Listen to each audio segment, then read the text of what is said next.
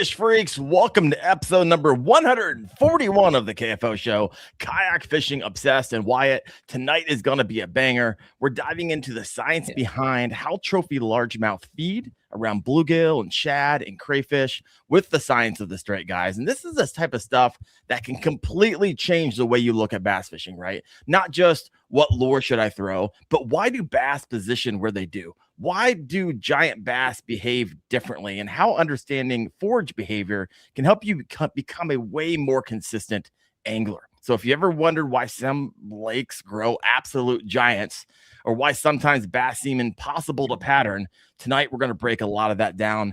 This is going to get nerdy in the best way possible. And really quick, before we hop in, if you fish from a kayak, and I know many of you do, be sure to go check out KFAST, Kayak Fishing Advanced Safety Training. It's an affordable safety training course built to help anglers make smarter decisions on the water with topics like PFDs, weather awareness, cold water safety, trip planning, self-rescue, and more. The sport's growing fast. We want to make sure people are around a long time to enjoy it. All right, guys, let's start this off with my favorite segment of the week. Does Wyatt still have a job? All right, boss, what do we got? Well, I mean, I was fishing today. I was fishing the other day. I'm going to be fishing tomorrow. So,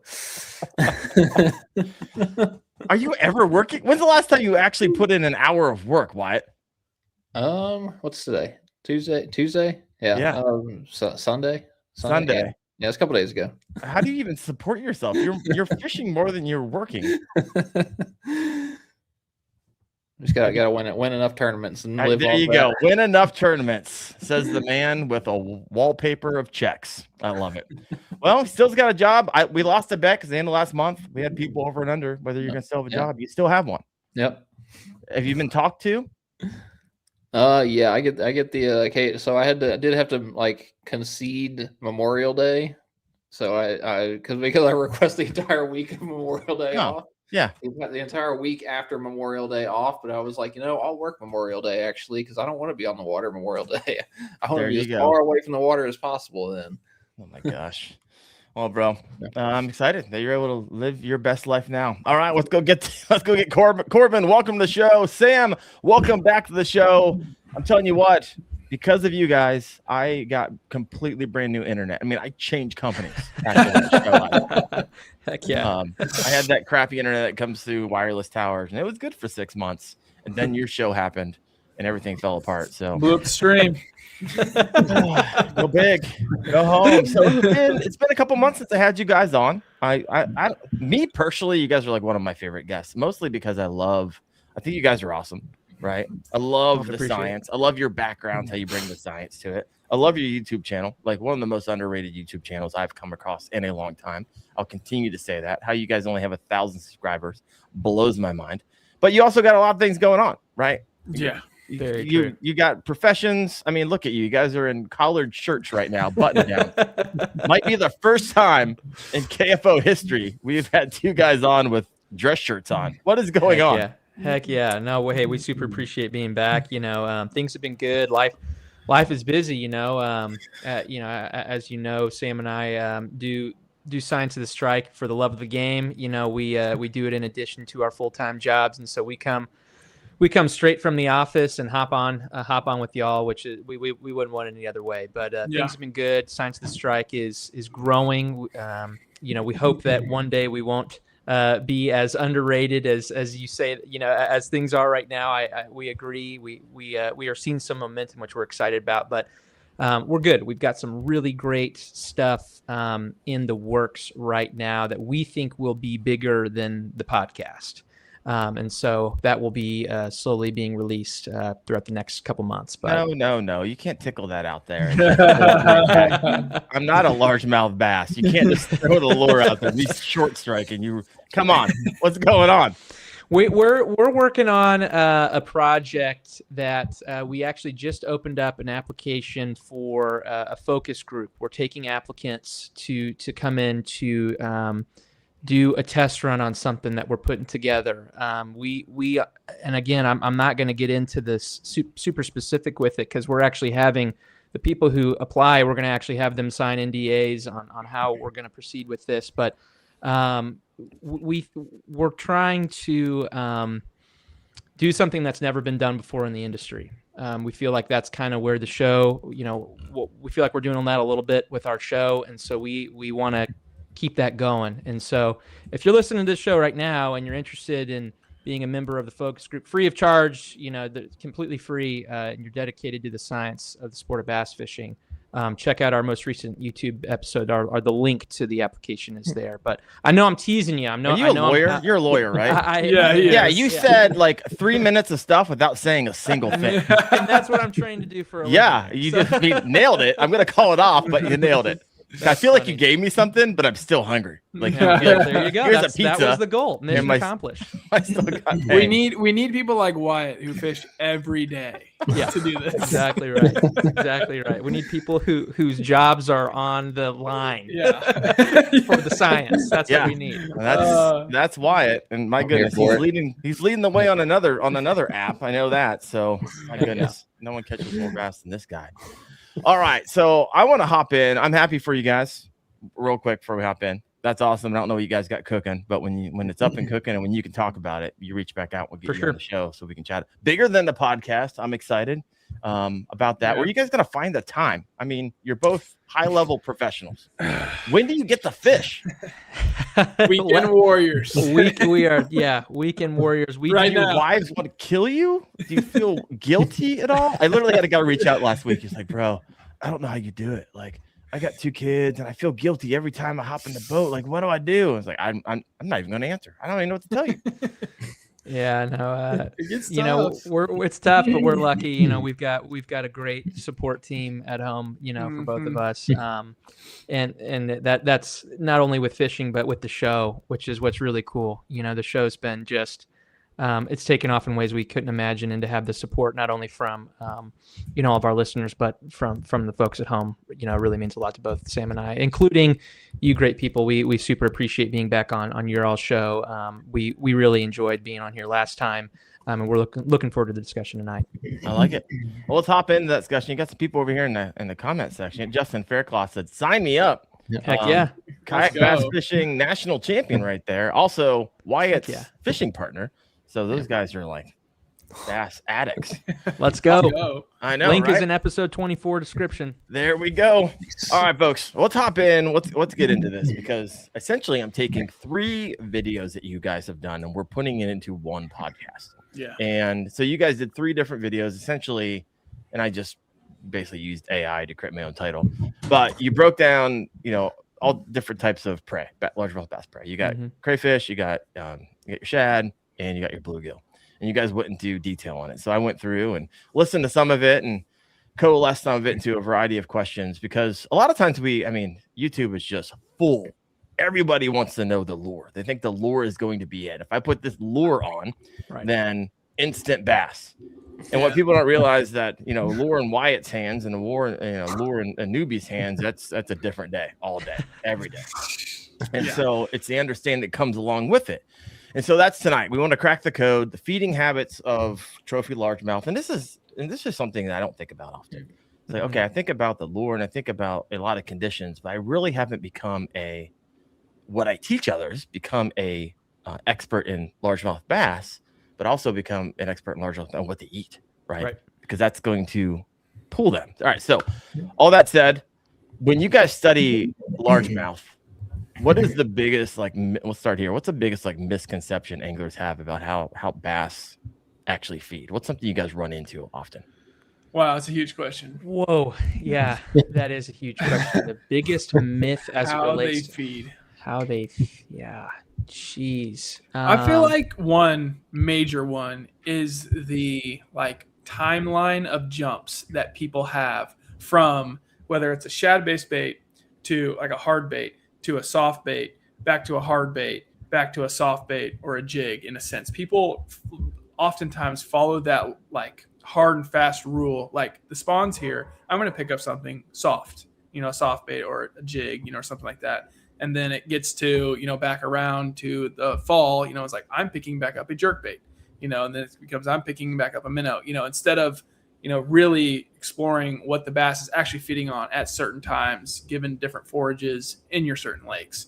So I feel like that was a huge misconception that me and Corbin kind of talked about a little bit going through all of these things, but that's what we see often for the lay angler, I would say. Do you think the average angler is just trying to compartmentalize all the information that's out there into like simple rules for themselves? You're probably not far off with that. That would make sense. And that's easy for a lot of people to do, right? And they catch fish once or twice, they gain their confidence, and that lure stays in their hand for a certain period of time, right? And that's just how fishing works, right? Until you can really expand on the whys, which is what Corbin and I really tried to do with our podcast, to explain the differences that arise in certain situations and when you're really trying to get in the nitty gritty. And that's what we talk about in every episode. Yeah. As it relates to misconceptions, as it specifically relates to the prey miniseries that we do, I would say that one thing I find Sam and I talking about consistently is something that we actually did a whole separate episode on in episode 12, which is bite mechanics. And where the misconception, or I think where people might overlook something in a variety of prey that you might be imitating, is not just the length of the bait, but it's actually the height of the bait. Okay. A lot of people, will look at a glide bait or a swim bait and think like, oh my God, to like someone who's maybe unfamiliar with swim bait fishing, they might say like, oh my gosh, anything 6, 7, 8-inch swim bait or glide bait is just not like feasible to throw. Whereas in reality, the height of that actual bait plays more of a role in a bass determining whether or not it's going to strike or not compared to the overall length of the bait. I'm not sure if that makes sense, but and I'm sure we'll talk about bluegill later, but we see a lot of that when we start looking into some of the studies about favoritism towards shad or other types of prey species compared to bluegill and stuff like that. What's bunny trail? I mean, we're talking about it now. Let's just start going down that rabbit hole. Yeah, because do it. I don't think I've ever heard anybody talk about length versus width of bait fish before. And so break this down. What studies are you pulling this from? What are you talking about specifically? Yeah, so there's a number of studies, and we did, like I said, we did a whole episode not only on bluegill but also on bite mechanics. So bite mechanics, for the lane. Yeah, so there's actually a lot going on when a largemouth bass is attacking a prey. There's a lot of physics that are involved, not only in the hydrodynamics of the water pressure that is occurring around the bass's mouth and their gill plate and everything like that, but there's a lot of interesting mechanical mechanisms that are happening inside the actual jaw of the fish that varies greatly depending on the size of the bass, but also the size and type and status of the prey that they are consuming. And we've talked about this with a number of pros as well. And this is where you can kind of start to understand why certain bites feel differently, more consistently, right?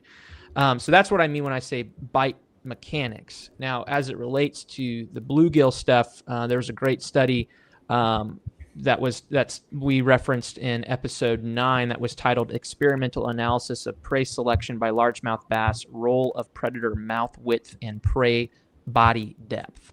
That was the title of the study, and it was conducted by a guy named David Hambright, and he was trying to assess whether or not there was a preference by largemouth bass at a variety of different sizes to consume different prey types based on the prey type's length and actual height, right? And so they used fathead minnows as kind of being their cylindrical, like longer, skinnier prey type, and then they used pumpkin seeds, analogous to all different kinds of brim species that are popular across the country. And they wanted to see if those different size classes of largemouth would have an impact on the consumption rates. And it was interesting. The bass, when they were offered both the fathead minnows and the pumpkin seeds, right, they showed by far a highest preference for the prey that had a similar body depth, even though those preys were vastly different in length. Okay. And so intermediate bass selectively ate the largest fathead minnows available, but they preferred the smaller pumpkin seeds. Okay. And so to us, the way that we're understanding that data is that so much it's the whole profile, right, of the bait. It's not just the length, it's not just the height, and they want something that they can fit into their mouths, essentially using the different striking strategies that they have. But at the end of the day, really what we're trying to say here is that bass will shy away from eating bluegill if the bass isn't big enough.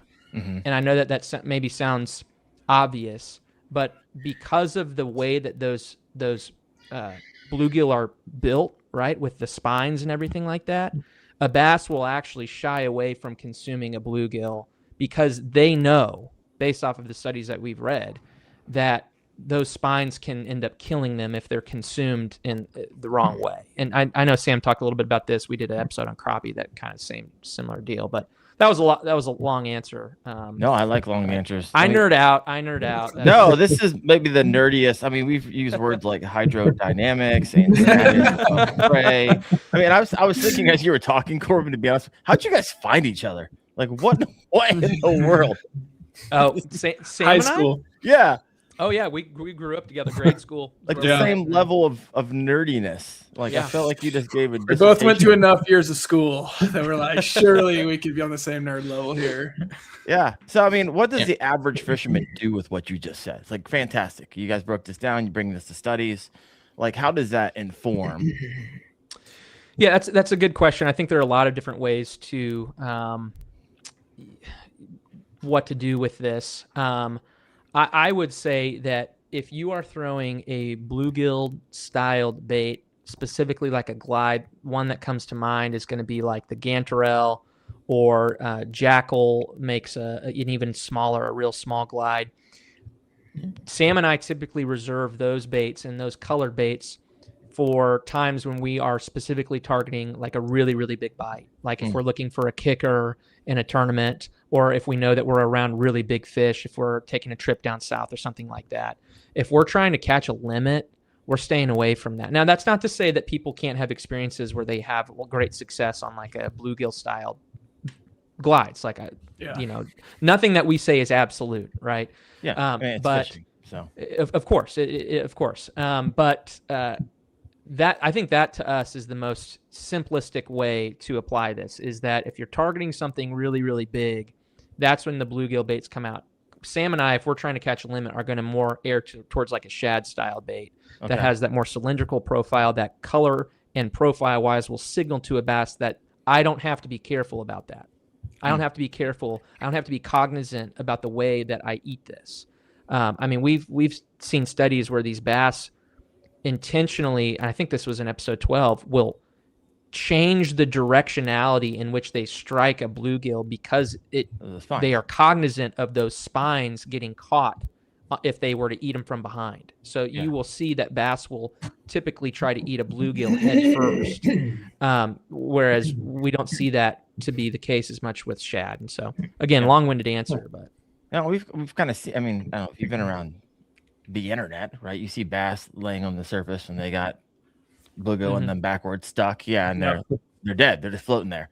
That makes sense to me. Wyatt, this question goes to you because you do a heck of a lot of fishing, and I mean, is this coalescing with what you know and what you've experienced? So you're like, okay, that kind of, are you piecing things together, or is it? I mean, like you're seeing like there's two big points to take away from that are like bass are swimming around looking at things they're counting the calories of how much everything is and seeing like what's the most calories that I can actually fit in my mouth, and then they're picking off that. And I mean, I throw a lot of like my jigs and things like that will mimic bluegill, and I'm specifically targeting larger fish.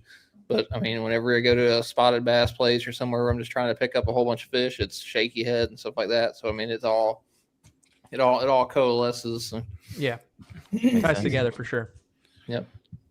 Sam, sounds like you got something to say, or to piggyback on Corbin. No, I was just gonna tag on to kind of what Wyatt was saying. Is like, Wyatt, when you go down south to, like you just said, you were down there at Santee and down South Texas. Are you looking to put a bigger bluegill sized trailer on your jig? Do you look? So to do that very I often? changed up. I changed up based on the fish that I'm seeing, because like I came back from Caddo, and down Texas Caddo, like all the fish have really large mouths. Yes. They're largemouth bass, but they have really large mouths. And I kept catching bluegill next to all the trees that I was fishing, catching big, giant red ear bluegills. So like the fish have gigantic mouths to eat those bluegill. Right. Whereas you go places like Lake Murray, where it's a herring place, they have kind of tiny mouths compared to those fish out in Texas, because they're blueback herring, shad. Yeah, makes a lot of sense. Adds with the science. So here's a question for you. I'm going to keep on changing it up a little bit. Do you think big bass primarily become like energy efficient hunters as they age? 100%. Yeah. Yeah. 100%. We see that. We've seen that across a number of our episodes, whether that be from bite mechanics to metabolism. The number one thing I think that Sam and I say that we repeat on our show is that people do not give enough credit to largemouth bass. They are so much more sophisticated and intelligent than people ever believed, and the industry tries to lead on. Now, whether or not that intelligence is we were talking contemplating the calories. Contemplating the calories, probably not, but more in an instinctual thing. Yeah. As it relates to their efficiency, it's interesting. Again, this goes back to bite mechanics. The studies that we read were talking about how larger bass compared to smaller bass actually have slower strikes than smaller bass do. They have more force because they're able to inhale more, create that vacuum. Bigger vortex. Right. 100%. Correct. Makes Correct. sense. And then as it relates to burst swimming and continuous chasing down swimming, we have seen that those bigger largemouth tend to engage in, they're more they linger. Right, they're slower and they're more curious. They're less willing to engage in those long hunts, those long chases, and that's why a lot of times you throw a big glide bait. A lot of times you'll see, those big shadows, or like on live scope, you'll see those big shadows. Whereas a lot of times, some of the most eager fish that you see explode are going to be some of the smaller fish.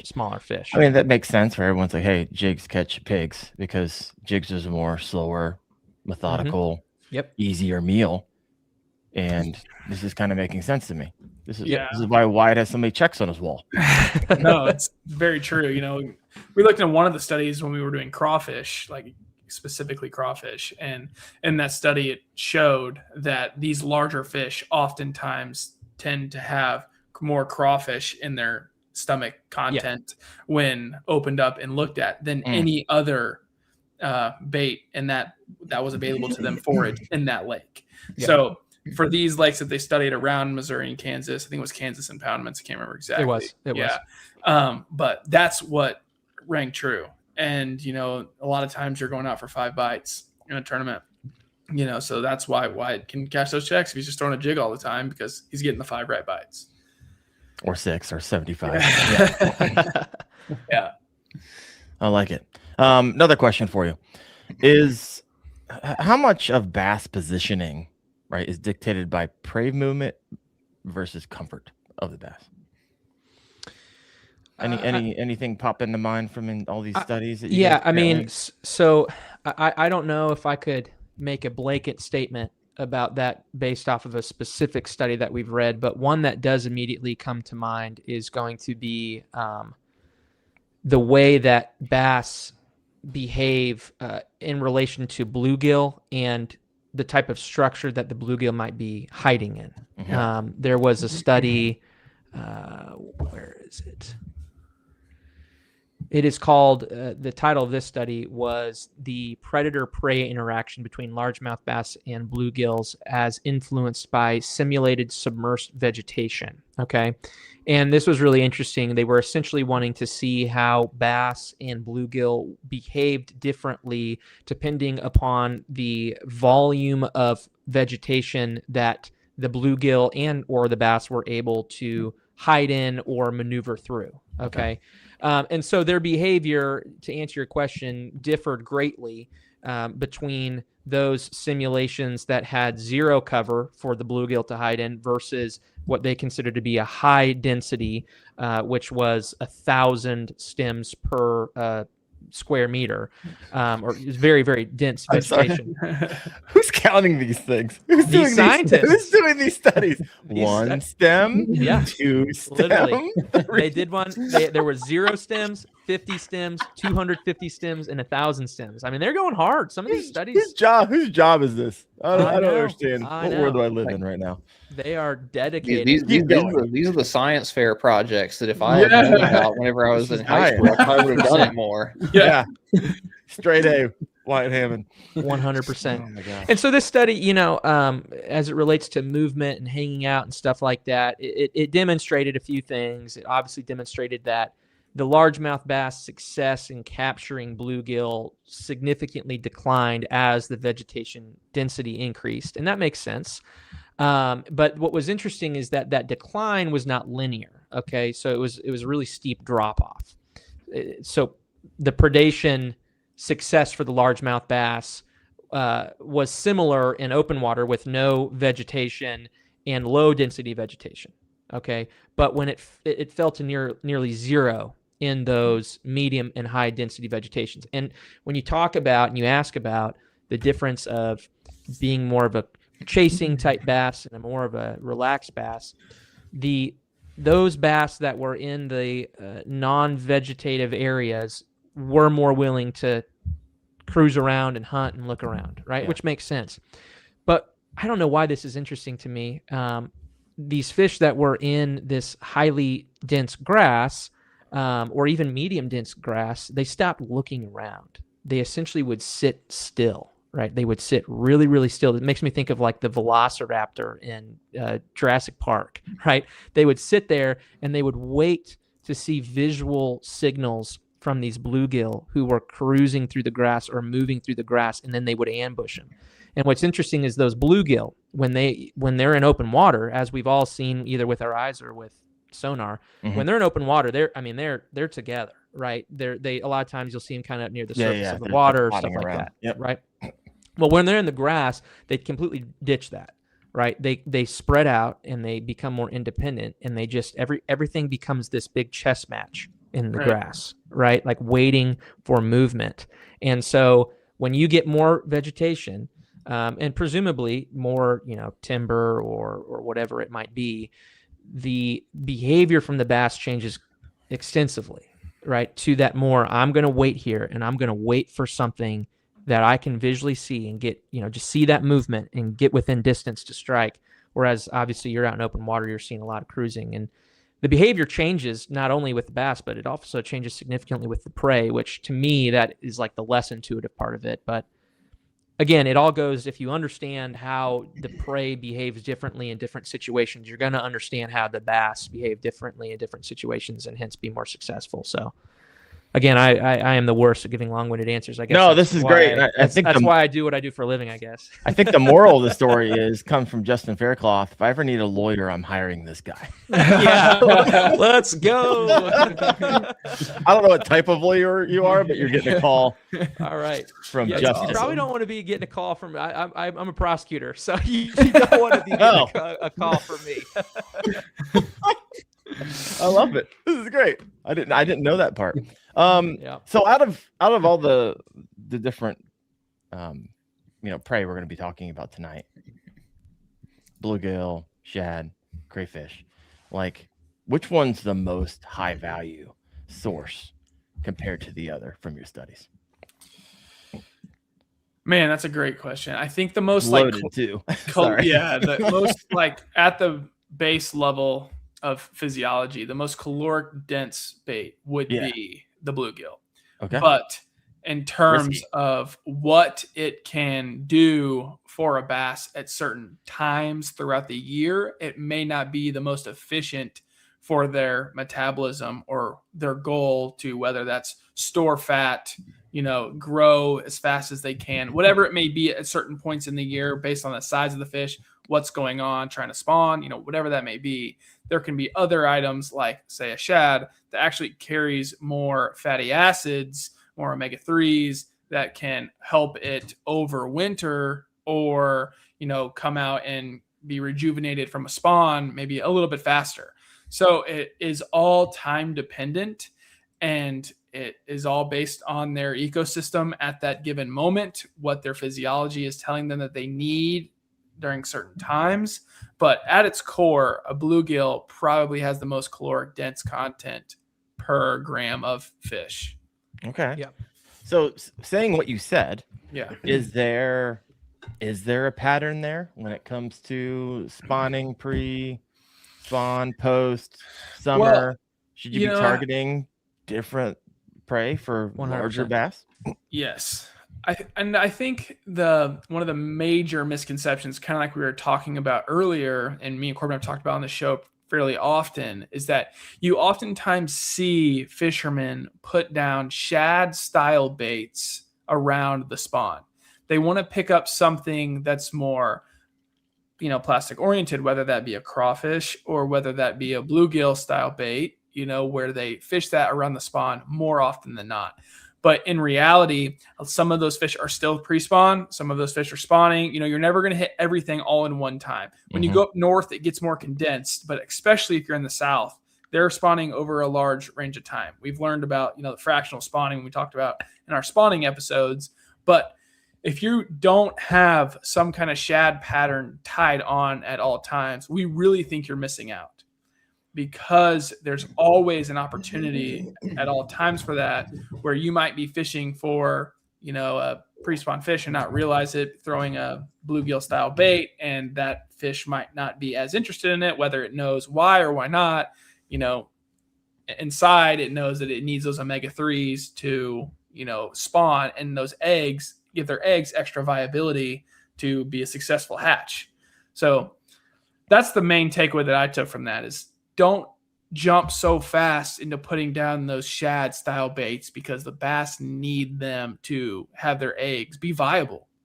Yeah. That goes to that thing that we talked about earlier, is like, I don't think the bass is like thinking like, that gizzard shad has more lipids in it, so it will better support my eggs. Right. But like the data and the experience demonstrates that there is some type of intuitive, instinctual understanding that this is what I need at this time for this reason. And it's wild. Like, you wonder why a jerkbait works so well in the pre-spawn, and like, you never know why, you just know it works. Right. So you throw it.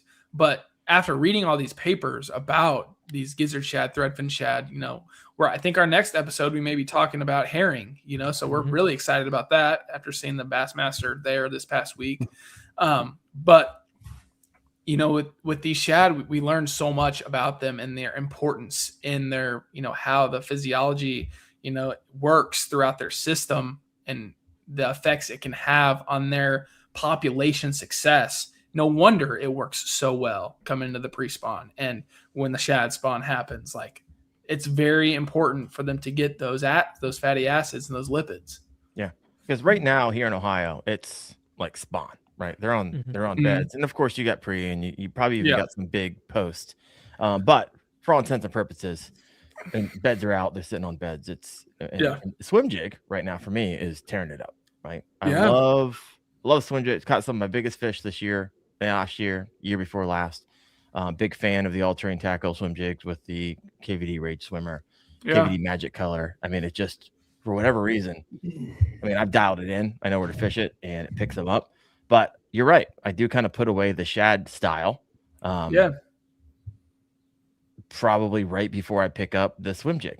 And so I don't know. Exactly. There's nothing wrong with that. Like, don't hear. I like the results, but hey, I'm right. There's I want to evolve as an angler as well, right? So I was like, okay, I can learn as we go. I don't got it all down. I think Sam's spot on about how people, and we have definitely done this ourselves. all do it. People put down the jerk bait, I think, way too soon.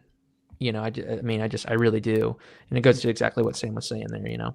Yeah. So you guys mentioned gizzard shad versus threadfin. Oh, we have gizzards in the lake. I mean, I catch them by accident. They're massive. Huge. I mean, huge. They stink. They're disgusting. I remember when I first caught one, I was like, what is this? And we got threadfin as well. I mean, tiny. I mean, I'm down like Gunnersville. There's threadfin shad, like, has their own zip code in that lake. It's crazy. Yeah. And so, like, when you know in a lake, and Wyatt, you can jump into this too, that there's gizzard and threadfin, are they all schooling in the same way like threadfin do? Because I don't really see the gizzard shad unless they're on my sonar a little bit deeper. I don't see them like I see threadfin. They're more toward the surface in my experience. So break that down for me. Is there, if you know gizzards around you, should you fish a different way? Are they setting up differently? And same thing with threadfin. And how you, like, outside of just like, oh, I see them on the surface because it's a non-windy day. Right. And if you don't have sonar and you can't see the balls, like, how do you approach that? Yeah. That's one of the things we talked about with being able to decipher kind of what you're looking at is as much as you can see, you know, if you don't have live scope versus, you know, if you have live scope, you can tell a little bit better. But like, you were spot on with what you were saying about depth. Depth is the most important factor in being able to tell these apart without being able to look at them and like really see the coloration on them. Gizzard shad tend to be more bottom oriented. They're bottom feeding type shad, where threadfin shad can eat more of like a smaller fish or phytoplankton up in the upper water column. Mm-hmm. They tend to spend most of their time a little bit higher. So if you see a smaller looking type of shad up in the column, you can tend to guess and probably be right in a sense that those are threadfin shad, where fish that are the, you know, threadfin shad tend to spend more of their time rooting around in the bottom because they're mud feeders. They spend not all, but most of their time either shallow or on the bottom, right, in that deeper area. So they're not as much floating up like threadfin would. Is there something to be said about in those gizzard shad lakes to be fishing that sinking glide close to the bottom, which is risky business a lot of times on those expensive glide baits? But have you guys found success in doing that, or do you see that bass will still come up? And like, is it noticeable difference? Well, obviously they'll come up for it, but if you put it down there, are you noticing a higher catch rate? Personally, I haven't. We haven't experimented with that enough. I mean, the primary lake and lakes that we fish at have a presence of both. I would say that more frequently when we're throwing bigger baits, that Sam and I are probably mimicking more frequently a threadfin type style, just because the main lake that we fish has a really, really, really, like, in our opinion, uniquely healthy threadfin population where they'll get like just gigantic. And so that's what we find ourselves doing more. Now, that's not to say that, you know, one of my most fond memories and, like, you know, swinging on a big fish in like early spring was like bombing out one of those burritos, the Mike Buca's burritos on the heavy sink, bombing that out into a school of gizzard that were just schooling down near the bottom, and picked up one of the biggest fish I've ever caught on that lake. But Which was? Oh God, I think it was like right around 6 pounds, Okay. which for the lake that we were fishing on is a pretty sizable fish. It was a spring, you know, it was a pre-spawn type deal. And that burrito was actually smaller than the gizzard shad were. But I don't know. I don't know if I'd say that I've had personally enough experience to say like, oh, you know, that does or does not make a difference. But there are also, you know, in addition to one thing I think is probably worth saying, very small thing, but, you know, if you're an angler that's just trying to do the 101st thing to help yourself, there's a difference in how those shad look in a number of different ways. And Sam, correct me if I'm wrong, because I know that you kind of did this portion on the episode, but I'm almost positive that threadfin compared to gizzard are the ones that have that kind of unique black dot on their like gill plate or up on their face. Mhm. And so we both carry a black, spike it marker or whatever. And we know if we're fishing a plastic or even a hard bait that we're targeting those threadfin in the area. Those rattle traps are money. Yeah, exactly something right. Spot, I think it was called. Yeah, my gosh, that's exactly right. And so I think a lot of people don't even realize that's what those are for. I think a lot of people might peruse, the shelves at, Bass Super Pro Spot. Shops. I think it's Super Spot, yeah. And see those dots and not know what they are, and that's what they are. They're trying to mimic threadfin shad. So yeah, you guys remember like reading Rainbow and it had like the more you know came across the screen every time you guys finish a thought. It's like the more you know as the star goes across the stream. You said gigantic threadfin. Qualify, like how big are these things? When I see threadfin, I'm talking like 6 3, inches. 4 inches. Oh wow, 6 inches. You guys. Oh yeah, we have hooked threadfin on like A rigs and jerk baits in pre-spawn situations where I mean every bit 6-7 inch threadfin that is like I don't know what to make of it. Like it's a golf course pond. I don't know if these things are just like some type of growth thing, but like I've got pictures I can send you guys of threadfin that we pulled up on the boat with hook going through the side of it that are just like, what is this? It's like mutant, Wow. Yeah, but I think, in hearing what Corbin's saying there, that's like one of the major, misconceptions with people throwing, like kind of what we were talking about earlier. One of the misconceptions you see is people throw swim baits.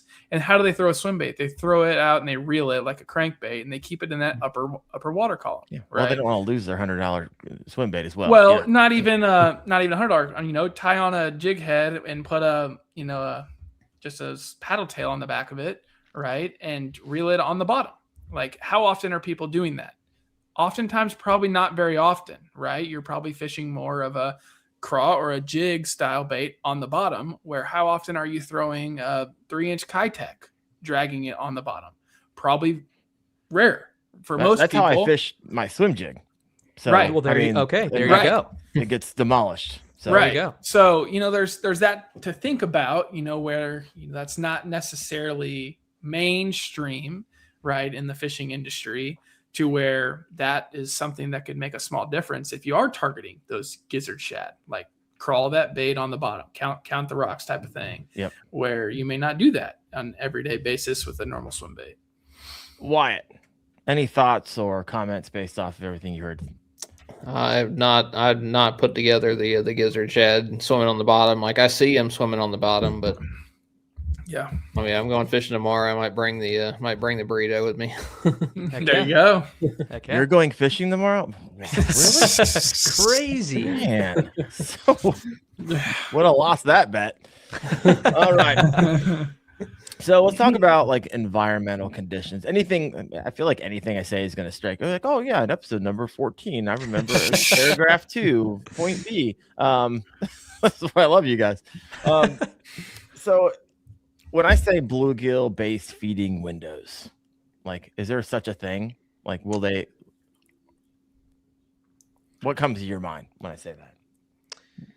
Yeah. So, boy, there are a lot of ways to interpret that. Is it more of a seasonal thing, or is it your more own of adventure. a time of the day thing? Or my mind is going both seasonal, but also like age of the bass, Okay. size of the bass type window, because there's a lot of data about preference towards different prey types, including different prey species, as we look at the evolution of the bass's life and as it grows. So when you say window, I know that most frequently people might think at a time of day or a time of month. 1:30 and 2:42. Yeah. Right.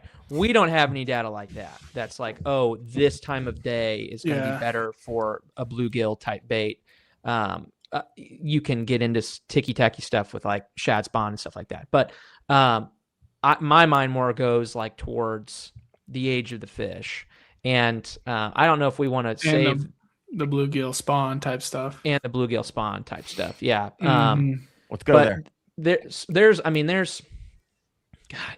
lot of great information about this. So boy, one of my favorite studies that we've looked at for all 3 of these episodes is the one that Sam referenced earlier, and it's titled Disentangling the Ecological Role of Gizzard Shad in Kansas Small Impoundment Food Webs, Changes in Limnology, Fish Communities, and Predator Diets After Retinun Manipulation, which is a chemical. It's written by this gal named Elizabeth Renner at the Division of Biology in K-State University in 2022.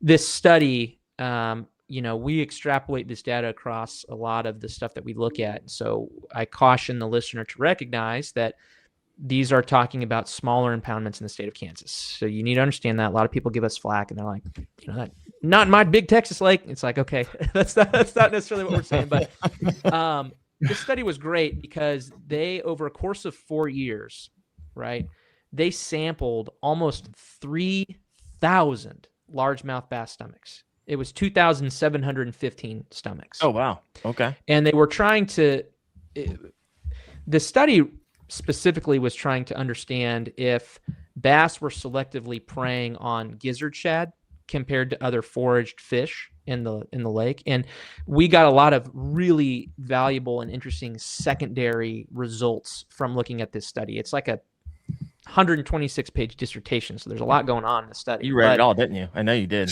I read a lot of it. I don't know if I'd say I read all of it. It's pretty dense. She did a great job.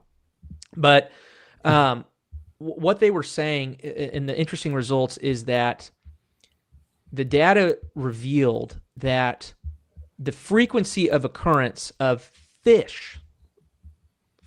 all fish in a largemouth bass diet was not associated with the gizzard shad relative abundance.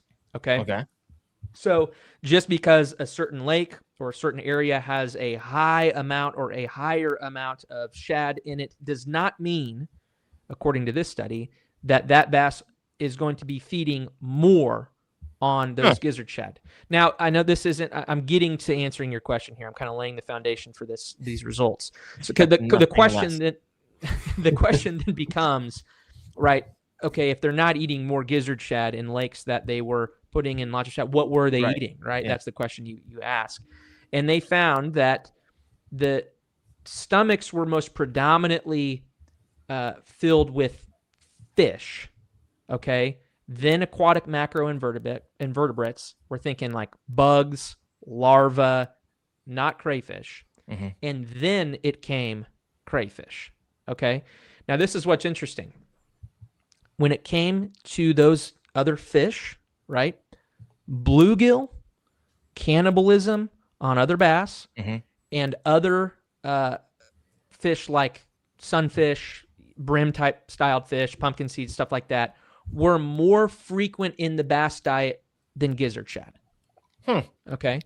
And what was interesting, well, the gizzard shad actually made up a pretty minor component of the diet overall. And this is where things, in my opinion, get really interesting. Notice how I'm sitting up for this because I'm excited. Yeah. I'm excited. So what she was able to do, she was able to manipulate the amount of gizzard shad in these different impoundments. And not only was she able to manipulate the overall population of gizzard shad in each given impoundment, but she was able to change different communal areas in a single impoundment by introducing the presence of this disfavorable chemical that would kill off the gizzard shad, right? So she could say, okay, in this population area where we're seeing a high presence of gizzard shad, we're going to kill them off, okay? Or in this impoundment, we're going to kill off the gizzard shad. Or in this impoundment, we're going to actually let the gizzard shad be abundant. Does that manipulate the frequency in which the largemouth bass are consuming gizzard shad? It did not. It didn't. But what was interesting is that the consumption rate of fish overall, and that huge umbrella of fish, remained consistent despite the altering amounts of gizzard shad in a given area. So what does that tell us? Doesn't matter how much is available. It doesn't matter how much is available. And it also tells us, and this ties into the metabolism and all this other stuff that we've been talking about, is that those bass are consuming other fish like bluegill at a consistent rate despite the presence of other available fish prey species, right? And so I guess the important takeaway here is that even if your lake is predominantly filled with shad, if your lake has a presence of bluegill, this data is suggesting that it does not mean that you should be throwing a shad type lure 365 days a year, because that's what there are more of. In fact, it shows that at equal rates, or actually even greater rates, these bass are consuming fish like bluegill, brim, and stuff like that. This study, so the intermediate size bass, which they classified between 5 and 10 inches, had the highest frequency of fish in their diets. Okay, those were the size class that they were consuming the most amount of fish. And that makes sense. The 5 to 10. 5 to 10 inch bass had the highest frequency of fish in their diets, which makes sense as they're growing. The study stuff that we've looked at reveals that that's when they need a really high caloric intake. But this goes to what Sam was talking about earlier. Larger bass in the study, those that were classified as 10 inches and larger, that was like their class edge, right? Consumed more crawfish more frequently than fish. Okay. And that is true even despite the reality that of all of those 2,715 largemouth bass that were tested, fish consumption was still the highest item that was consumed, with almost 35% of overall diet. And so I know this is a lot of data, and I'm throwing this out like really fast. No, I'm eating it up. But what's so important here is to recognize that a bass's diet is so multifaceted, regardless of what you might think a given body of water has in it. That's exactly right. Now, we're not saying that like, obviously a bass isn't eating trout in a lake that doesn't have trout. Like, obviously, you have to have the prey available in your body of water for them to consume it. But they're still making in this study, have a very diverse diet. And gosh, we could talk to you about aquatic macroinvertebrates. I don't want to say that we kind of called that in terms of like the urchin takeoff and the dice takeoff here. We took a lot of heat from that at the beginning, but I feel like it has come full circle on us. How do you like me now? Yeah, honestly, we took a lot of flack from that at the beginning. But let's talk about that 1 second. I have a theory on the gizzard shad. Why, even if there's a ton of them there, because at one time in that bass's life, it ate it, smelled it, and it's like, hey, I don't want nothing to do with that ever again in my time. I don't care how big they are, how fatty they are, they stink. Second question, you said 35% fish. That leaves a large percentage of what? Yeah, so actually, the vast majority of their stomachs were captured by one of 4 categories. So the top category across all 2,700 stomachs was fish. That includes gizzard shad, bluegill, everything like that. That was 34.4%. Next was aquatic macroinvertebrates with 31.9%. What? Okay, and so break that down. Like what are you talking about here? Yeah. So this is your bugs. This is your dragonfly. This is your hellgrammite. This is all your little critters that are swimming around in the water or are falling down into the water, your mayflies. That amounted to 31% of these fish's diet. After that, at 19%, steep drop off was crayfish, and then 26% empty. And then there's a bunch. There's 1, 2, 3, 4, 5, 6, 7, 8, 9, 10, 11, 12. There's like 15 more categories that have very minute percentages. Empty. I've been trying to feed these things every day. What do you mean? I know it. Freaking empty. That's the hard part. Yeah. Maybe. Yeah. That's fascinating. All right. So bugs, a lot of freaking bugs. I would lost that bet. Why did you guys at the beginning, why'd you call this? And what flack were you taking? People were like, oh, no way. Yeah, dude. So we, right when we started, this was like I don't know, this is a very early episode. Our second or third episode, yeah, that we talked about this study, and we made like a short on social media, and we were like, are you overlooking this bait category when fishing? And we were talking about, lures like a hellgrammite lure or like a cicada lure, or even, and this was kind of near the very tip of the beginning of like the dice explosion, right? And we were like, you're overlooking these baits because the data in this study demonstrates that bugs, or some type of aquatic macroinvertebrate is consumed at an exponentially higher rate than people could ever imagine. And we would have people in our comments being like, absolutely not true. This is ridiculous. You guys are crazy. This is all gimmicks. This is nuts. We had like 100,000 plus views and thousands of comments and stuff like that. And now we're like, welcome to my Monday. Yeah, exactly. Well, and we're not even the ones making this data. Like, we're just bringing you what the science has said. Yeah. Come on a second. Come on. My gosh, people are doing people stuff all the time on the internet. That's fascinating. Okay, I got a question for you. So I want to make sure we got to this. So when it comes to like shad schools, I've always noticed when I'm on the shad school, you'll catch them. They're all usually small. So tell me how bass use like wolf pack behavior around shad schools, and where are the big ones in that? Or are they not there? Or do they peel off once they hit like 5 pounds or 4 or 5 pounds? You're not even going to find them because they're feeding in a different way. I've had this conversation with other anglers, and I've heard people tell me that. Like, hey, I see them on the scope. I see the shad. You got a bunch of 2, 3, 4 pounders. I don't see very many 5 pounders often, but I never see 6+ busting on shad. They're gone. They're feeding in a different way. What would you say to someone who says that? I mean, I think that speaks to partially what Corbin said and how larger bass really are very strict with how they use their energy. They're very energy efficient because it takes so much to run their metabolism, keep their body, warmth, moving, all these types of things. They're much more stationary. It's just the style of how the fish, grows over time.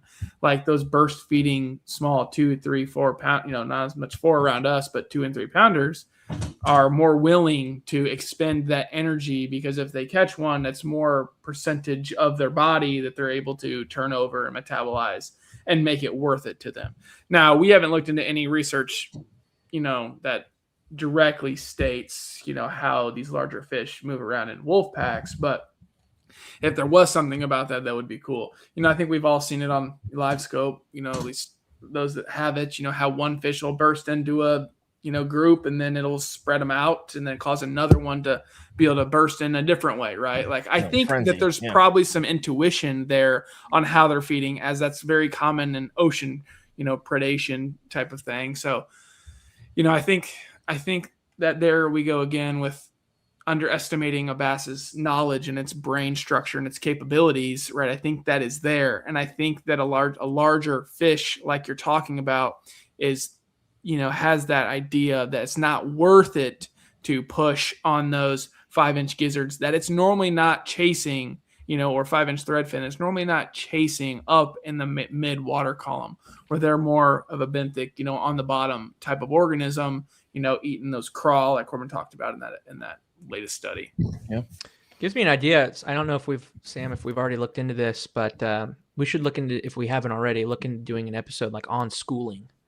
Like that would be a really, I think, interesting if there's enough data out there that talks about like certain triggers for behavioral stuff. I feel like we've seen like tangentially, we've like kind of read about that a little bit, but like bluegill stuff. I talked a little bit about that. The KFO show. There we go. Yeah, heck yeah. Yeah, we'll have to look into that. A lot of the stuff that we want to look into, there's just no data on. There's no data. Yeah, there's no data. There's a surprising amount of no data out there. And when there is something, everyone kind of like gobbles it up. Yeah. But there's always these micro studies, and they happen in controlled environments. I mean, it's so hard to do bass testing, I would imagine. Yes. Any type of control whatsoever. Yeah. Very difficult. We had Berkeley on last week. They do control, and I don't know if you guys had a chance to watch that one, but it was fascinating because they were sharing things that I've never heard Berkeley share before as far as how they test. I was actually wildly surprised on what they shared, but very interesting. All right, I got a comment over here. If you guys have a question for Sam or Corbin, also we are 1 hour in. If you have not yet went over to Science of the Strike on YouTube and hit that subscribe button, do yourself and your fishing career a favor. Do that. These guys are awesome. I love them. Bass on AI's got a question for you guys. Do bass on rivers eat more bugs than the bass on lakes? It would make sense that they do, but any thoughts there? That's a good question. Gosh, this is totally jogging my memory. We did a study. There was a study that, oh my gosh, I'm going to have to find this and send this to you all so we can get it. And actually, I've DM'd the Bass Thumb AI guy. I need to find this study because I cannot remember what it was, but we did a study that was talking about river movement and how, depending on the recession of the water line, those fish would become more active. And I think that it related to feeding structure or feeding patterns. I think that might have been from our water levels episode. Anyways. Yeah, that sounds right. We did something on this, but it's just, I don't have it in front of me. Long story short, I would imagine so, just based off of what is available. I in my mind, I would imagine that there are more macroinvertebrates available in a water column of a running river system. That makes sense to me. Yeah. I cannot, off the top of my head, recall any data that specifically says that. Yeah. But that would not. They're rising and falling, and it's picking up stuff. And stuff it's exactly right. You're constantly grabbing. That's exactly bugs right. Yeah, that makes sense. 100%. Everything pouring into that river. Gosh. Yeah, that episode, that's killing me because I can just I can see the graphic in my head. I'll have to. Disappointed in you, Corbin. Can't believe you didn't. I know. So is it like 11, I want to say? I don't know. I'll figure it out. I know there's something with last time I was up on the Susky where they always have these little like bugs with a little red spot on them that the entire river shuts off whenever those bugs start landing on the water. And really, they're having like 5 and 6 pound smallmouths just eating these little tiny bugs that are just all over the place. There you go. Shut off on everything else and only eat. There you go. Ton of mayflies last week at this one particular lake, just this one lake. I mean, they're freaking everywhere, but I didn't see any like on the water. So either they got chomped fast or they're still flying around. But those things are nasty. Can you swat them? They bleed everywhere, which is wild. I don't know if you guys have those where you guys are at. And I also remember going up to like Cedar Point and then being like everywhere, like the floor is blood because everyone's stepping on them. They're disgusting. Anyways. So tell me, when I say like the shad die off, like walk me through what you know about that, and I'm curious because do you have any thoughts on it? When does that happen? Help us understand. For sure, and I think that I know that I think both Sam and I can talk about this. I think Sam might have even done more of this on the episode. We have where we live in Missouri on both Ozarks, Truman, Table Rock. And even our local lakes, we have usually a pretty significant shad die-off. In the past few years at the Ozarks, I feel like it has been remarkably prevalent. And this goes into part of why baits like a jerkbait or whatnot will be good during a spring season. But as the water temperatures drop and get colder and colder and colder, something, and Sam might have to refresh us here, something in that cold water or inside of the shad can't handle that cold water and it stuns them, right? And I think that's probably a pretty common understanding that shad can become stunned. And that is what ultimately will result when they become so stunned they can't swim at a speed fast enough to allow for the requisite water flow over their gills to keep them alive. And so it will actually kill them. And that's why you get a lot of people talking about jerkbait in cold water, because in those stunned moments when those fish are trying to, survive, they'll kind of make, these type of actions where they'll swim up and then they'll not really be able to, hence why a suspending jerkbait can be good. The mechanics of what's going on behind there, I'm not sure if Sam, if you have more info there. Yeah, it's really the range of numbers you're kind of looking for is that 40 to 45 degree Fahrenheit range. That's when it actually starts to happen around the winter die-offs is what we found. But part of that, especially in the summer, you can even have die-offs happen. That is related to more of dissolved oxygen levels. So it's a multifaceted, approach here to why certain things can happen, like a shad die-off. But, exactly like Corbin was saying, is once these shad die-offs happen, like around us, our waters can freeze, right around us in Missouri. We see that fairly often. Then those shad cannot survive that. The typical shad like lifespan is 2 to 3 years anyways. So it's not long, usually, and they can last up to 10 for some scenarios, warmer water down south type of thing. But we will usually see a very strong die-off when the water gets to around 40 degrees. And then if it really starts to freeze, you start to see them freeze in the ice because they just get so stunned, they don't swim down to try to get to that water. I've talked about this before. People are like, well, how do they, repopulate? Not all of them die. Just a large portion of them will die. Well, and Sam has, I'm not sure if you have it in front of you. Yeah, I do. You did some stuff about, I didn't know this about the shad spawn and like the frequency and the volume that these fish are spawning. Absolutely blew my mind when we went over it. Blow our mind, Sam. Well, it's crazy that you think of a largemouth bass. You think the largemouth bass gets up there, it spawns, it's done for the year, right? Its whole goal in life is to build back up towards that next spawn. But for threadfin shad, especially, they hatch in only 3 days. So their incubation period is like very, very short. And their larvae are pelagic. They can move about almost immediately.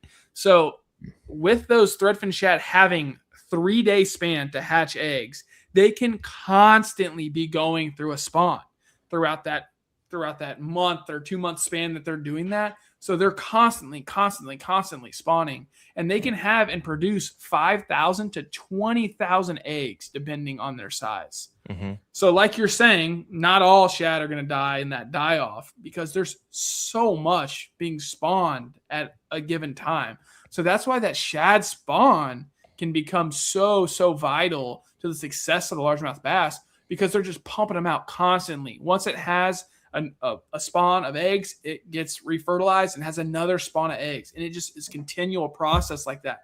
And that's why you see shad balls by the thousands. Yeah, it can take up a whole screen, right? Once it gets around those certain amount of times, because they're so successful in how fast they can spawn, it makes a huge difference in their ability to stay important and stay relevant in an ecosystem.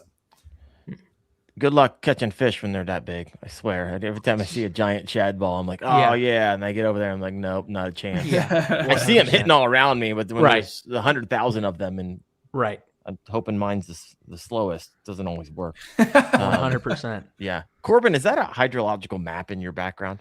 It is. It is a hydrological map of the state of Missouri. We got the same one. I got Ohio. I noticed it. I was looking at it earlier, and I was like, that's cool. I think we might have the same map. So right on. We might. Awesome. All right. Little side note. So if you guys got any questions, we're going to land these planes. These guys actually have button-up jobs. Wyatt and I just fish for a living, so we got families waiting for them. If you got a question for Corbin or Sam, please go ahead and throw that in the comment section. We'll get to that in just a minute. So here's a question for you, because man, one of the biggest things everyone always says is match the hatch. Is the match the hatch concept overrated in your opinion? We could have I pushed a button. We could have an hour-long show on just this. Corbin got up. You guys didn't see it. For those who are listening in, he did the whole thing where he got up in his chair. He's like, I got something to say, folks. Yeah. Okay. So, wow. I'm going to say no. I don't think that Sam and I are ever going to say that you should abandon match the hatch. I think that is always a safe place to start. Always. However, I think that the fishing industry has trained anglers to be scared of thinking outside of the box and try to punish those people who really try to, if you show up with something that looks weird. Now, I will say, in recent years, or even just this past year, I feel like almost validated in seeing how the industry is actually kind of getting kind of funky, right?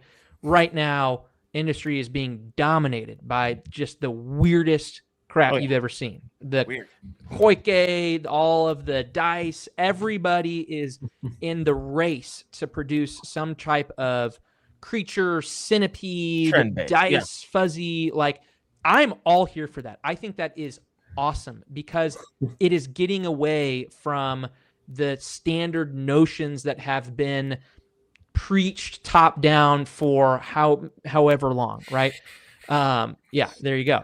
And so when it comes to match the hatch, you can't go wrong. But what we have found for a number of reasons as it relates to color and as it relates to some of that profile stuff, that stepping away from that can really be productive. Now, we talk about color a lot of the times, and we've put out, I don't know how many hours worth of material on different shows, and ours We've talked about color the last time we were on. Yeah, 100%. 100%. Yeah. That is one of the quickest ways and the easiest ways to get away from matching the hatch that can be incredibly productive. And it doesn't mean that you necessarily have to go and buy a bait that is fire engine red and just be throwing that. Sam and I, we love bait pop. We'll put bait pop on, a jerk bait or something like that, and make it to change a white jerkbait into a white jerkbait filled with red glitter that'll stay on for hours, right? That's the type of stuff that we want to encourage people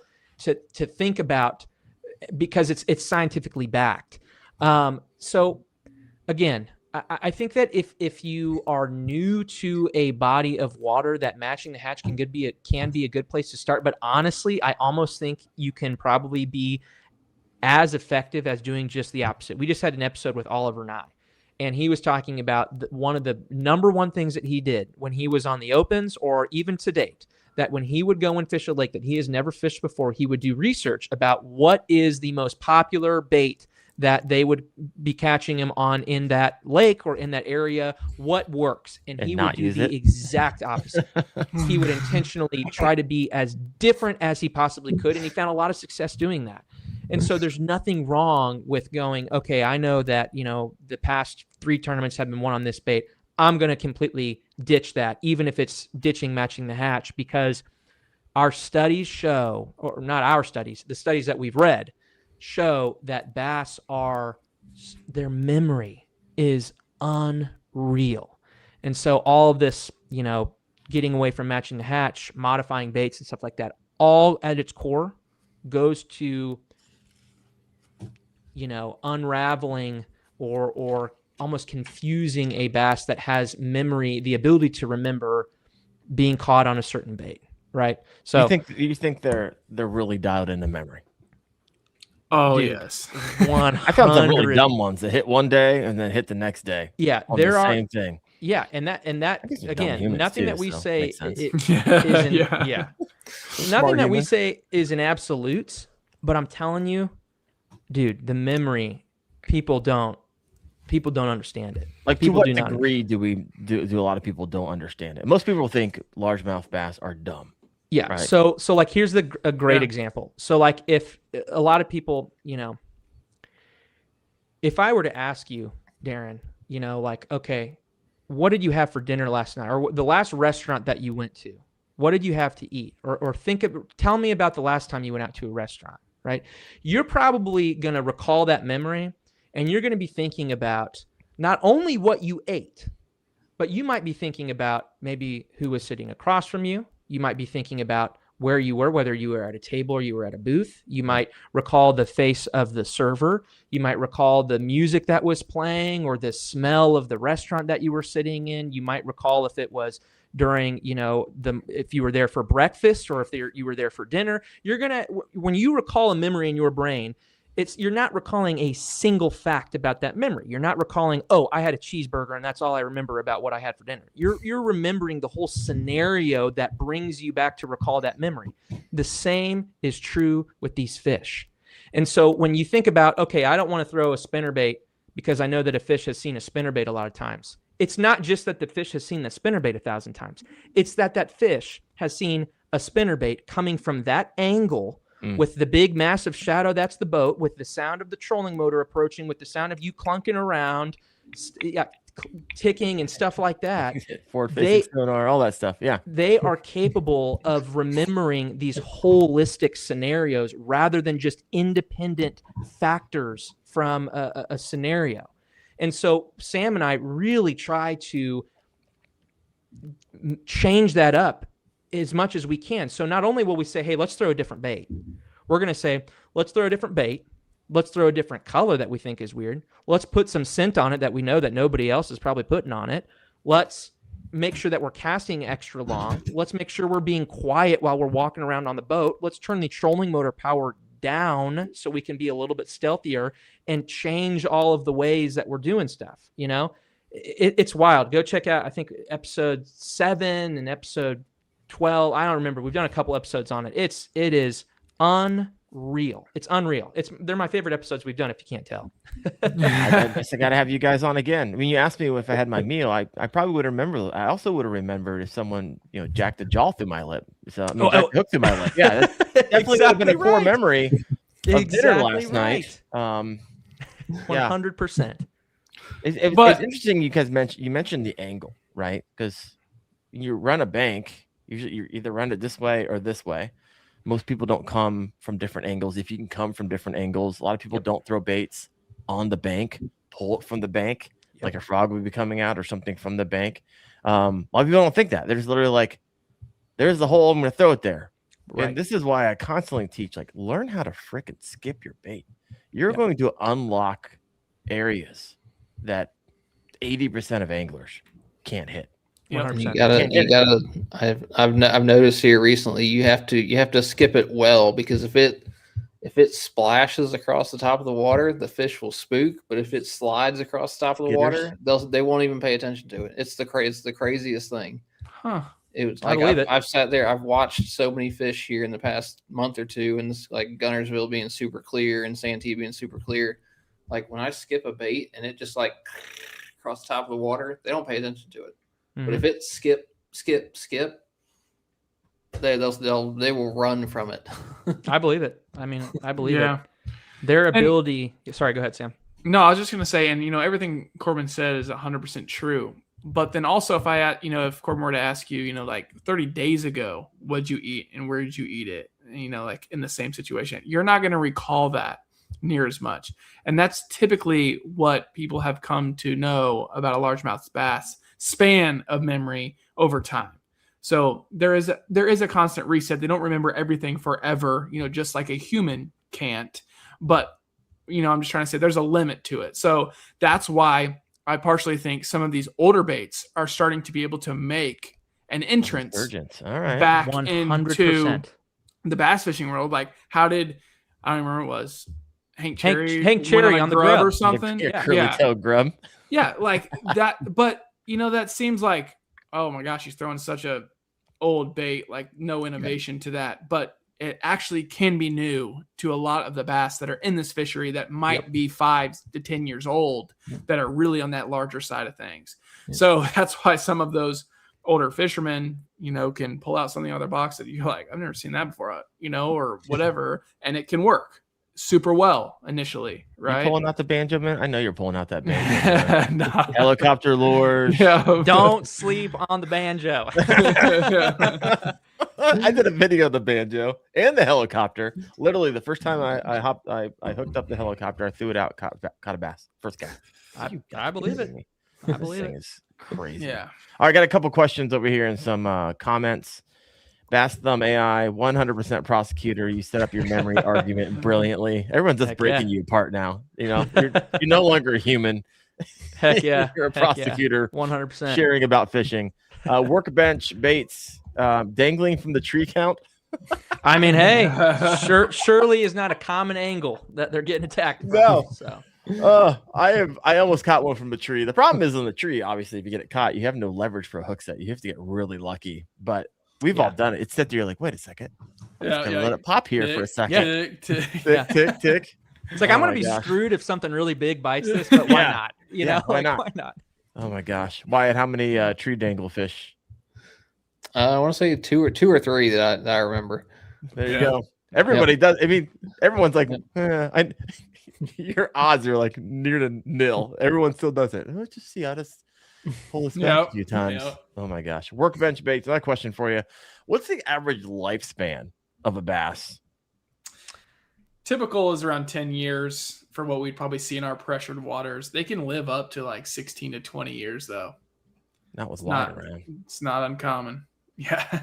That's got to be decreasing with delayed mortality though in Okay. years with tournament catching and stuff like that. Let's finish the show on this delayed mortality. I had someone on the show, and I've been wrestling with this because I personally find it really difficult to believe. I mean, maybe you guys have read some studies on it.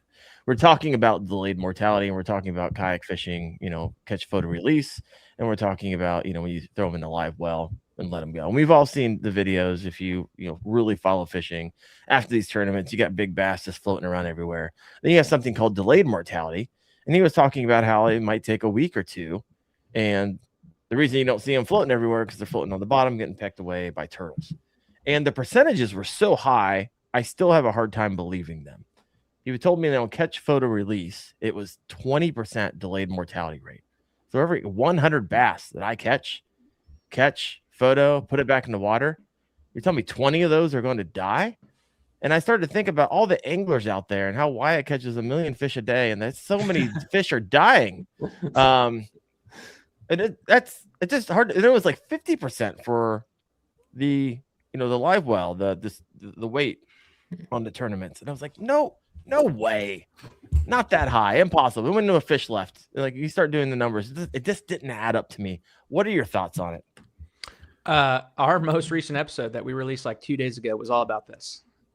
We just released our longest episode yet. It was almost an hour and 40 minutes. That was all about fish care with both tournament settings and non-tournament settings. And I can't speak to the specific number that this person was referencing in whatever study that they're using to back up, but I can say without a shadow of a doubt that a significant amount of tournament caught fish are dying from delayed mortality, 100%, for a number of reasons. And it's like kind of scary in a way, like how bad it can be. And how easily it is to negatively affect a fish, whether that mean kill it or make it exposed to bacterial and viral infections just by your handling of it. Mm-hmm. But it's bad. What's bad? Because I mentioned 20% for catch, photo, release and 50% for traditional. Yeah. So here's a study that I can give you a specific number. So the name of this study: Evaluation of the Interactive Effects of Air Exposure Duration and Water Temperature on the Condition and Survival of Angled and Released Fish, by a guy named Andrew Gingrich and a bunch of other people, published in 2007. So this study was the first study of its kind that actually looked at the variables of water temperature and air exposure combined as it relates to how they affect bass when they're caught. There were studies before that did each of them independently. This was the first of them together. And they found that in warm water scenarios, which I'm trying to remember exactly what the water temp was to be considered warm water. It's like 77 or something like that. Yeah, it was 81 degrees. Yeah. So Okay. in water temp, so in summertime fishing, let's just call it that. In summertime fishing, 4 minutes of air exposure resulted in 50% mortality. 4 minutes. 4 minutes. So think about the second that fish comes out of the water. 4 minutes. And that's including 50%. 50%. Yeah. How they And track? so- How they tracking? They put like, how are they tracking this? How you track delayed mortality? They did it in tanks. Okay. Well, Yeah. there were some in tanks. This was actually done on a Lake Opinacon in Ontario. It was a 3-day test, and honestly, I would recommend your listeners to go check out episode 24 because we break down this study. I mean, we spend almost 2 hours going down all this stuff, but it's bad. It is especially bad in summertime. I mean, when you think about a fish in hot water that is being caught in hot water, being put in a live well with hot water, that is spending time getting sloshed around in less oxygenated water compared to that water that might be deeper where the fish came from. Then you're putting it in a coal bag or a weigh bag. You're putting it up, you're dumping it out into a bucket and getting all the water out of it. You're holding it up for pictures. You're putting it back into a weigh bag. All of that stuff is destroying things like the fish's slime coat It is destroying their metabolism. It is destroying their ionic salt balance in their body. It's really bad for fish, especially in the summertime. Again, we just went on. You got to go check out the episode. I mean, it's pretty alarming. I just got to have you guys back on for an episode just on that. We'd be happy to. Yeah. It's the most important stuff we'll talk about. It's the most important episode we'll do. 100%. That is all right. You got my attention. It's scary, man. No, it's scary. I make a living off it. Obviously, I love the sport. Yeah. I want to be knowledgeable because I'm a teacher within the sport. Mm-hmm. And 100%.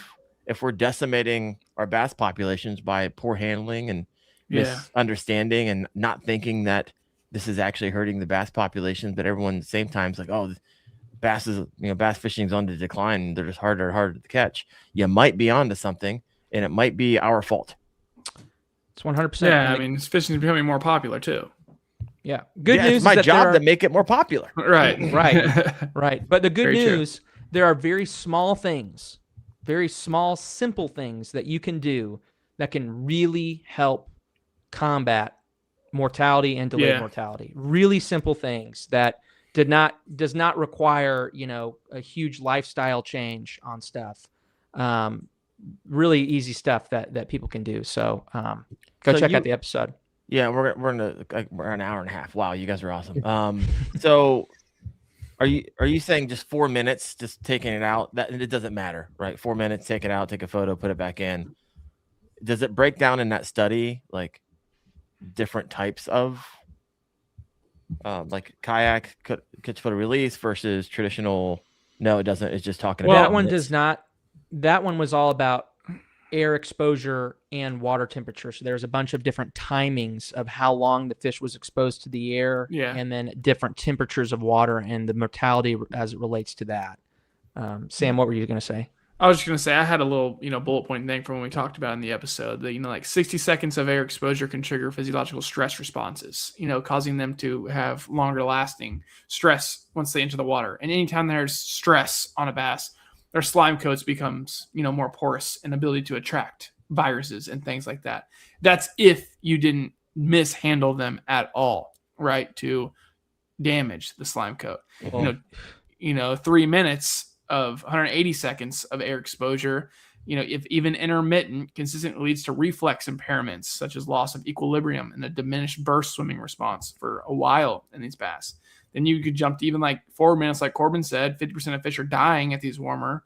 Then you get to 10 minutes and they have severe high blood glucose levels and take much longer time to regain their equilibrium if they survive. Yeah, 10 minutes? My gosh, what are you doing? Like having a picnic with it? I mean, taking pictures and, whatever. But it's crazy. Like you're affecting every time you catch a fish and you pull it out of the water, you're drastically affecting the possible mortality of that fish. So handling is vital to the success of your body water, your body of water. So yeah, someone just made a comment relative to a human. A person goes underwater for around 45 seconds. So the average person, you're going to be good. There you go. They're a little more resilient than us. Thank God. Right. The Dodd father says Wyatt looks pissed, and you did, Wyatt. I looked up at you, and it makes sense because people are killing your friends. So it makes sense that you would be even pissed about it. I'm not happy either. Shake them off. Wyatt's coming for you, folks. Take a bass out of the water for more than 60 seconds. He'll be at your front door. That's right. Oh my gosh. Well, folks, this was a sick show. You guys, of course, bring something that I have never had on the show before, which is just a different angle to bass fishing that I appreciate. I love what you guys do. I really hope if you guys weren't, whoever's listening now wasn't on at the beginning, which a lot of people come and go. So really quick, share what's kind of happening in the future. What can we look forward to? Yeah, we are. First of all, we've got some new merch in the pipeline. We have got our focus. Do you have old merch in the pipeline that I don't know about? Yeah, we've got merch live on our website right now. Some hoodies. We've got some hoodies and some shirts. We've got hats that are going to be coming out any day now. Hats are sweet. Yeah, haven't released the design. If you follow Goonie Wolf on Instagram, he designed our hat for us, so we're super stoked about that. All right. If you're interested in joining us on a journey that we think will be the biggest thing we ever do. Applications for our focus group is open on our most recent episode on YouTube, episode 24. Go check that out. Honestly, we think it will be bigger than anything that we ever do. And we're just going to keep grinding, we're continuing building our jig line with Outcast for those people who want to help contribute to that. People have been DMing us with ideas, and we relay those to Outcast. We've got some super cool stuff in the works with them. And yeah, I mean, we're just Herring's next. Herring's next. We're gonna we're gonna continue the mini series on Prey series and do herring. So we super appreciate being on with you guys. I mean, it's awesome. We have a blast with you guys. I mean, we really do. So seriously, anytime that we can come on, we'd be happy to, because we really enjoy being on the show with you guys. Yeah, every couple of months we got to getting you in the rotation. Yeah. We're in. We are in. Your thoughts? I know we questions, thoughts to kind of close out the show. A few months ago, this is changing my worldview here, because I come on here and I get the whole, fish can't see color, fish can't hear my rattle trap, jerk baits don't suspend. Next, you're going to tell me Bill Dance isn't a Tennessee fan. Like, I mean, everything. Keep throwing that jig, Wyatt. You're doing something right. I'm looking behind you. Right. No kidding. Guy's an animal. All right, folks. I don't have a guest next week, so if you got any questions, I got any thoughts of who we could. I mean, that's how the Science is Right, guys. That's why you guys are on. We had a fan reach out, like, "Hey, you guys need to check it. I'd never heard of you guys before, and now this is your second time on. So heck yeah. If you're like, hey, Darren, there might be someone I would love to hear on the show. Maybe you heard him on another podcast. Let me know." Talk to Blake out of Florida. I've had Blake on the show before. Blake Abbey? Yeah. Freaking I'm on again. 110 inches the past 5 tournaments he's fished. Oh wow, bros. All right, got my attention. All right, folks. Well, we will see you next Tuesday night, 8:30 p.m. Eastern on the KFO show. The following week, I'll actually be with Wyatt down in Santee. And also the following week after that. So we're going to go 2 weeks not having a podcast. But we appreciate y'all. Hopefully this is going to help you become a better angler, or at least have you thinking about things maybe you haven't thought about before. Head over to Science of the Strike on Instagram and on YouTube. Watch their latest, which I'm going to be doing here soon. And you guys have a great week. We'll see you next week.